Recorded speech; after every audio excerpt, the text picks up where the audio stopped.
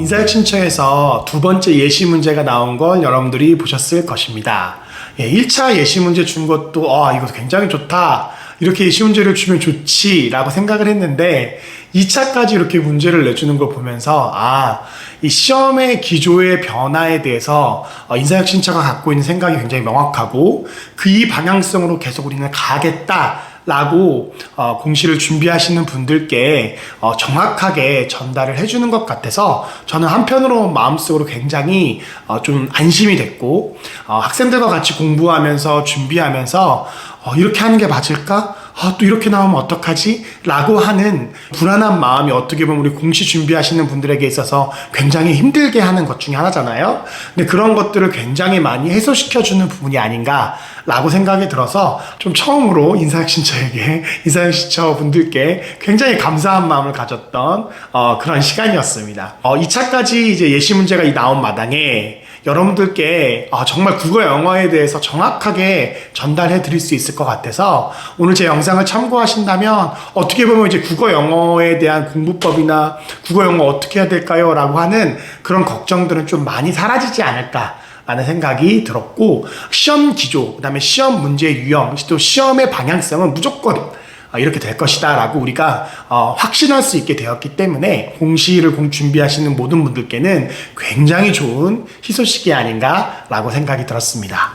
먼저 1차하고 2차를 비교해 봐야겠죠. 왜냐면 1차에서 이렇게 나왔는데 2차에서 이렇게 나왔다 라고 한다면 이 바뀐 부분에 있어서 우리가 좀 민감하게 반응하면서 이것도 준비하고 이것도 준비하고 라는 어떤 우리의 어떤 공부의 방향성이 조금 더 넓어질 텐데, 굉장히 좋은 소식은 일단 1차와 2차 국어 영어가 크게 변동되는 것은 없었습니다. 그래서 일단 영어부터 말씀을 드리면, 영어는 유형에 대한 변화는 절대 없었습니다. 그래서 1번, 2번 단어 어휘 문제, 3번부터 5번까지는 이제 문법 문제, 그 다음에 6번, 7번은 생활 영어 문제, 그 다음에 8번부터 11번까지는 토익형 독해 문제, 그 다음에 12번부터 20번까지는 수능형 독해 문제로 해서 1차의 예시 유형과 절대 다르지 아니한 똑같은 형태로 문제를 내준 것들을 우리가 볼 수 있었습니다. 이 얘기는 여러분 아시겠죠? 이렇게 문제를 이런 유형으로, 이런 패턴으로 우리는 문제를 낼 거야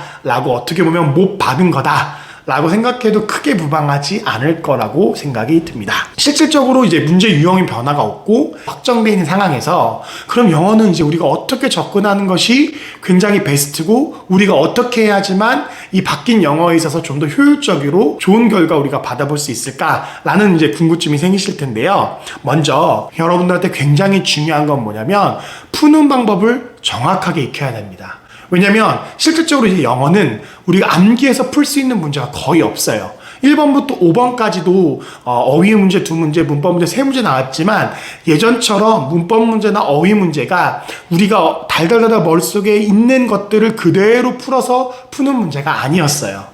문맥상으로도 단어를 몰라도 충분히 풀 수 있는 문제였고, 문법 같은 경우에도 문장 구조나 아니면은 세세하게 우리가 외워야 되는 그런 문법적인 구조보다는 동사의 유형이나 아니면 문장 구조나 이런 것들을 먼저 묻는, 그리고 가장 기본적인 관계대명사, 관계의 부사 이런 것들을 묻는 아주 기본적인 문법 문제만 나왔단 말이에요. 그렇기 때문에 이제 여러분들에게 중요한 건 무엇이냐, 8번부터 20번까지에 있는 그 유형의 독해 문제를 내가 어떻게 하면 효율적으로 빠른 시간에 정답으로 맞힐 수 있냐, 이 영역에 있어서 여러분들이 치열하게 공부를 해야지만 영어가 굉장히 여러분들에게 도움이 될 수 있다라고 제가 말씀드리고 싶습니다. 문제 푸는 방법이 굉장히 중요합니다. 독해를 어느 정도 하시는 분들께서는 더 유리한 문제가 되었어요. 영어가 이런 문제 유형으로 바뀐 데는 다 이유가 있습니다. 제가 이제 국어에 대해 설명할 때 같이 얘기할 텐데, 영어를 이렇게 문제를 내는 이유가 분명히 있어요. 그리고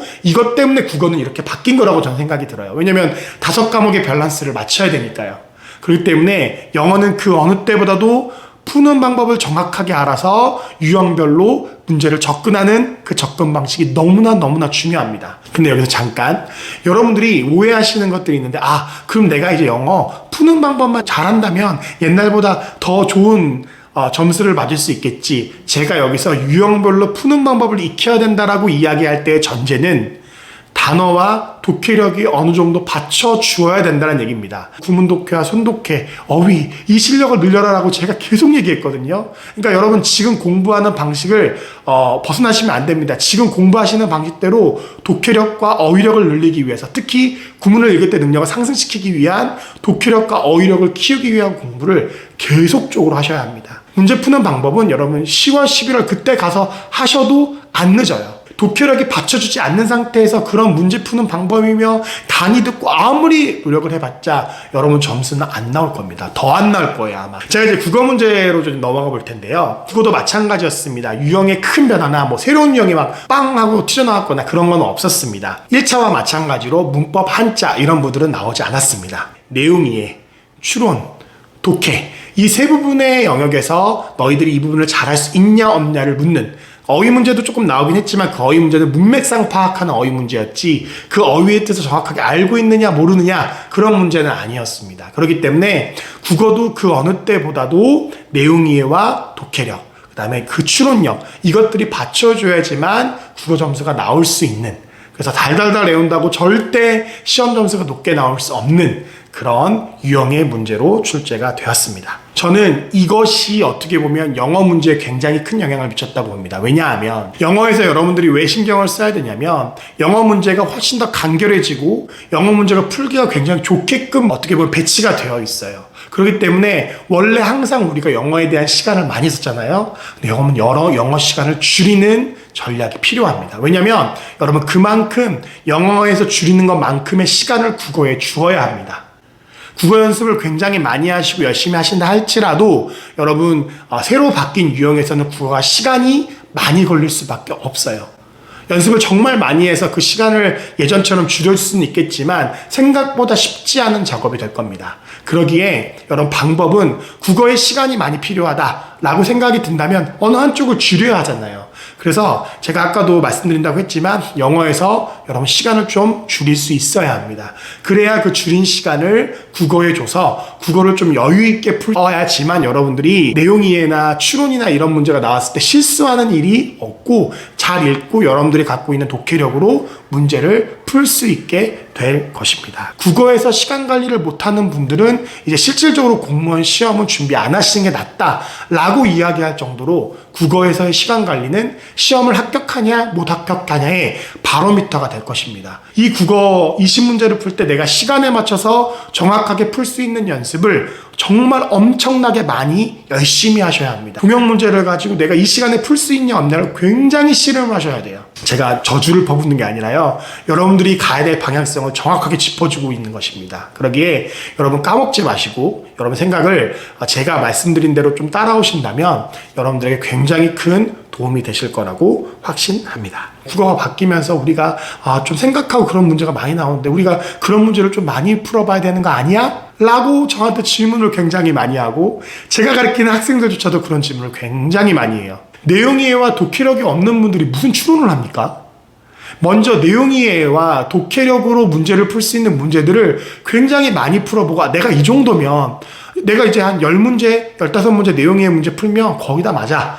아니면 한두 개 정도 안에서 틀려. 라는 어떤 안정적인 실력이 돼야 그 다음 추론하는 거지. 내용 이해와 독해력도 전혀 없는 상태에서 추론한다고 여러분 추론이 될 것 같아요? 허공에 떠다니는 이야기입니다. 제가 맨날 말씀드리죠.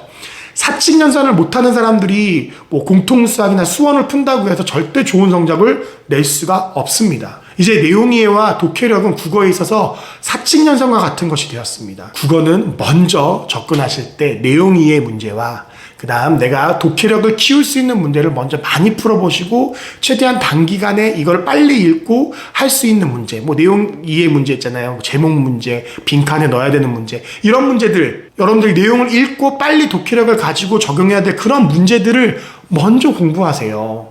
추론은 그 다음입니다. 추론이 안 되는 건 여러분 독해력이 없기 때문입니다. 여러분 꼭 기억하셔서 여러분들의 독해력과 내용 이해 능력을 키울 수 있는 국어 공부를 여러분들이 꼭 먼저 하시기를 부탁을 드리겠습니다. 마지막 국어 공부하실 때 부탁드리고 싶은 게 있어요. 그것이 무엇이냐면 국어는 강의를 듣는다고 절대 늘지 않아요. 추론 영역, 논리 영역의 강의들은 여러분들이 한번 들어볼 필요가 있어요. 인강으로. 하지만 그 외에 내용 이해나 문해력을 높이기 위한 강의는요, 여러분들이 씨름에서 문제 하나하나를 읽고 풀면서 여러분들이 고민하고 문제를 풀어야지, 아, 이 문제는 내용 이해 문제인데 이렇게 보면 돼요, 이렇게 보면 돼요. 그 강의 듣는다고 절대 여러분 내용 이해 능력과 독해 능력이 상승되지 않습니다. 1차와 2차 이렇게 문제가 나왔다는 사실은 서두에서 말씀드렸다시피 명확합니다. 이렇게 문제를 내겠다는 것이고, 이렇게 문제의 방향성을 확정짓겠다는, 어떻게 보면 우리에게 이야기해주는 좋은 팁입니다. 그리고 매일매일 올리고 있는 손독해도 여러분 꼭 하셔서 여러분들에게 도움이 되셨으면 좋겠습니다.